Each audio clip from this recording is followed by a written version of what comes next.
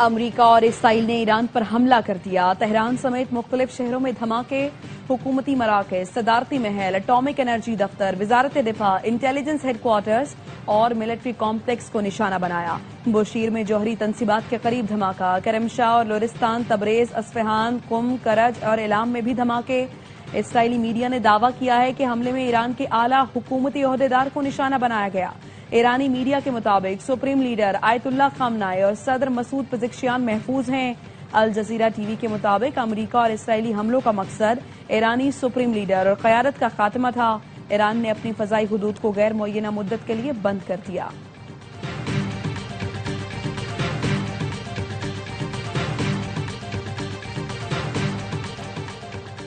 اسرائیل کے ایران میں معصوم شہریوں پر حملے، ایران کے شہر میناب میں لڑکیوں کے اسکول کو نشانہ بنایا، 40 طالبات شہید ہو گئیں، ہر طرف تباہی کے مناظر۔ تہران کے مشرق میں بھی اسکول پر حملہ، 2 طالب علم شہید ہو گئے۔ ایران کی قومی سلامتی کونسل نے تہران کے رہائشیوں کو شہر چھوڑنے کی ہدایت کر دی۔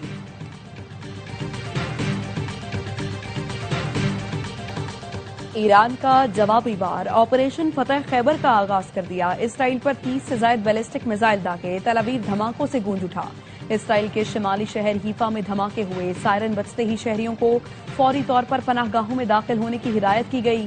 ایرانی حکام کا کہنا ہے رد عمل انتہائی سخت ہوگا، ان حملوں کا اختتام اب آپ کے اختیار میں نہیں رہا۔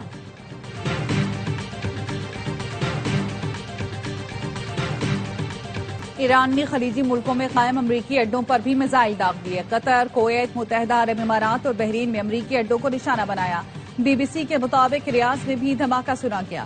قطر، کویت اور متحدہ عرب امارات نے فضائی حدود بند کر دی۔ ایرانی وزیر خارجہ کا کہنا ہے خطے میں موجود امریکی اڈوں کو نشانہ بنائیں گے، حملے صرف امریکی اڈوں تک محدود رہیں گے۔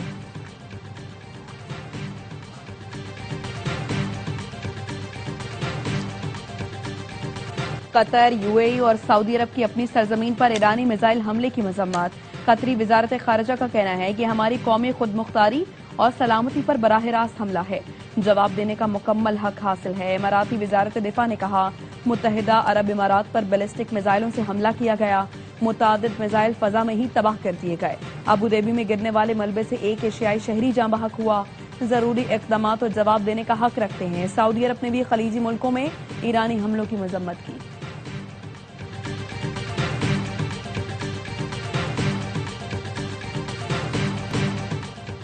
ایران کے خلاف بڑا آپریشن شروع کر دیا، ہر طرف سے بمباری کریں گے، ایران کی میزائل انڈسٹری اور بحریہ کو تباہ کر دیں گے، یقینی بنائیں گے ایران دوبارہ کبھی جوہری ہتھیار نہ بنا سکے۔ امریکی صدر ڈونلڈ ٹرمپ کہتے ہیں ایرانی فورسز ہتھیار ڈال دیں تو استثناء ملے گا، ورنہ موت کا سامنا کرنا پڑے گا۔ اسرائیلی وزیر اعظم کا کہنا ہے ایران میں فوجی آپریشن سے ایرانیوں کو خامنائی کی حکومت کا تختہ الٹنے کا موقع ملے گا۔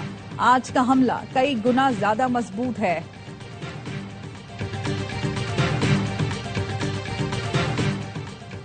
امریکہ اور اسرائیل کے ایران پر حملے، عمان کے وزیر خارجہ کی واشنگٹن پر تنقید، کہا یہ آپ کی جنگ نہیں، امریکہ مزید ملوث نہ ہو۔ فعال اور سنجیدہ مذاکرات ایک بار پھر متاثر کر دیے گئے، امریکہ کے مفادات محفوظ ہیں، نہ عالمی امن کا مقصد حاصل ہو رہا ہے، امریکہ کشیدگی کو مزید نہ بڑھائے۔ عمانی وزیر خارجہ بوسیری نے حالیہ امریکہ ایران مذاکرات کی ثالثی کی تھی۔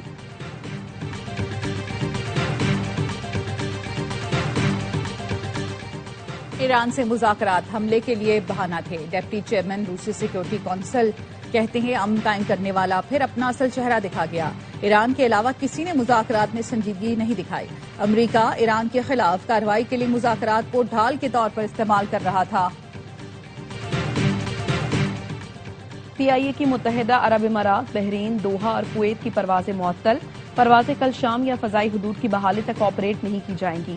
ترجمان کا کہنا ہے سعودی عرب کی پروازیں روٹ تبدیل کر کے جاری رہیں گی، مسافر پروازوں سے متعلق معلومات کے بکنگ کی تبدیلی کے لیے کال سینٹر سے رابطہ کریں۔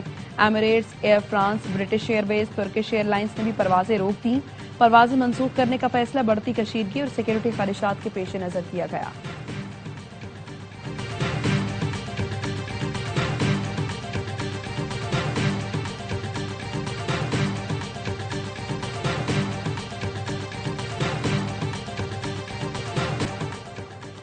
بھارتی کانگریس کی وزیر اعظم نریندر مودی کے دورہ اسرائیل پر شدید تنقید، اپوزیشن جماعت نے اپنے بیان میں کہا مودی کے اسرائیلی دورے کو فوجی کشیدگی کی حمایت کے طور پر دیکھا جا رہا ہے۔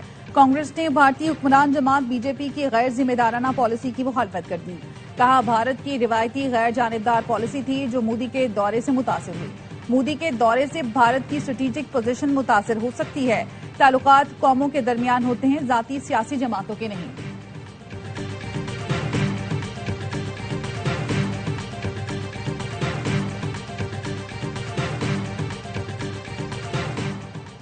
ایران میں موجود پاکستانی شہری غیر ضروری سفر کرنے سے گریز کریں۔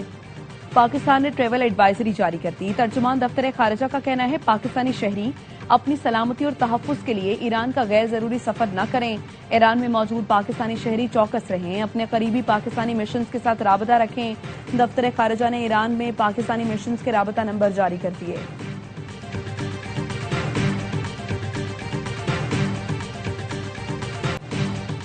افغان طالبان رجیم کی بلا اشتعال جارحیت کے خلاف آپریشن غزل للحق جاری۔ افغان طالبان رجیم کے 331 کارندے ہلاک، 500 سے زائد زخمی۔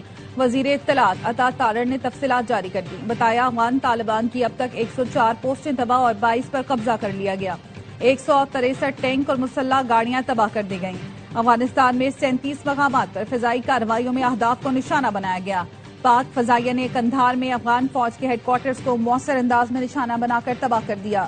ننگرہار کی موہمن دھارا بیس میں 2 اہداف کو بھی نشانہ بنایا۔ بریگیڈ ہیڈ کوارٹرز تباہ۔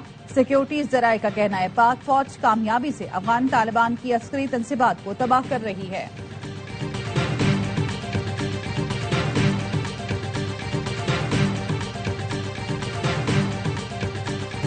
اور T20 ورلڈ کپ کے سیمی فائنل تک رسائی کا وژن، پاکستان کی سری لنکا کے خلاف بیٹنگ، ٹاپ 4 میں جانے کے لیے بڑا ٹارگٹ دینا ہوگا۔ 64 رن سے فتح درکار، بابر اعظم، سائم ایوب اور سلمان مرزا ڈراپ، نسیم شاہ، ابرار احمد اور خواجہ نافع کی شمولیت۔ ڈیرہ اسماعیل خان میں امن و امان کی صورتحال کے پیش نظر متعدد علاقوں میں دفعہ 144 نافذ۔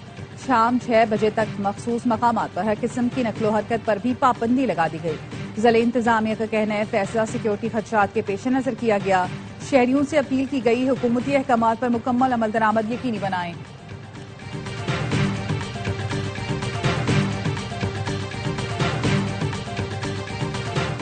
خیبر پختونخوا پولیس نے بزدل دہشت گردوں کے رات کی تاریکی میں حملے ناکام بنا دیے۔ پشاور میں تھانہ متنی چوکی، تھانہ بڈبیر، بنگو کنگر، کاشو پل، ضلع خیبر تکیہ پوسٹ پر حملے۔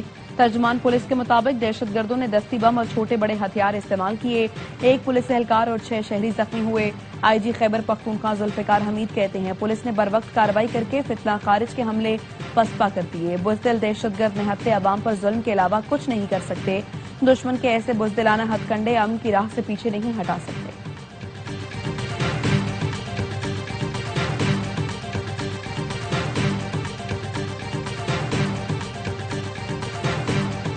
ثانیہ گل پلازا کی تحقیقات کے لیے قائم جوڈیشل کمیشن کا اجلاس، سول ڈیفنس کے ٹیکنیکل انسٹرکٹر مرسلین بیگ نے بیان ریکارڈ کرا دیا۔ ذمہ داری فائر بریگیڈ اور ریسکیو 1122 پر عائد کر دی۔ کہا آگ لگتے ہی بجلی فوری طور پر منقطع نہیں کی جانی چاہیے تھی۔ دستیاب معلومات کے مطابق گل پلازا میں لگنے والی آگ کلاس بی کی تھی۔ فائر سیفٹی اصولوں کے تحت کلاس سی آگ میں بجلی منقطع کی جاتی ہے۔ آگ لگنے کے بعد ایگزٹ دروازے کھلے رہنے چاہیے تھے۔ متعلقہ اداروں نے آگ بجھانے اور پھنسے ہوئے افراد کو نکالنے کے لیے مؤثر اقدامات نہیں کیے۔ فائر ٹیم نے فوم یا کیمیکل استعمال نہیں کیا۔ ریسکیو ٹولز بھی مؤثر طور پر استعمال نہیں کیے گئے۔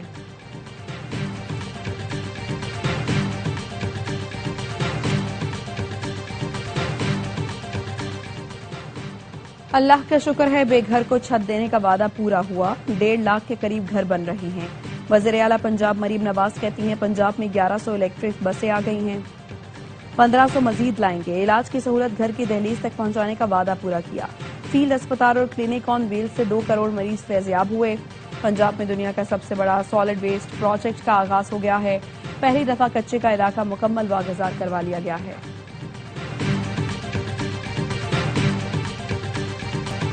اور دبئی کی ریل اسٹیٹ مارکیٹ میں اہم پیش رفت ARY اینڈ ماس ڈیولپمنٹس نے دبئی میں اپنے شاندار منصوبے براری پیلس کی تعمیرات کا آغاز کر دیا۔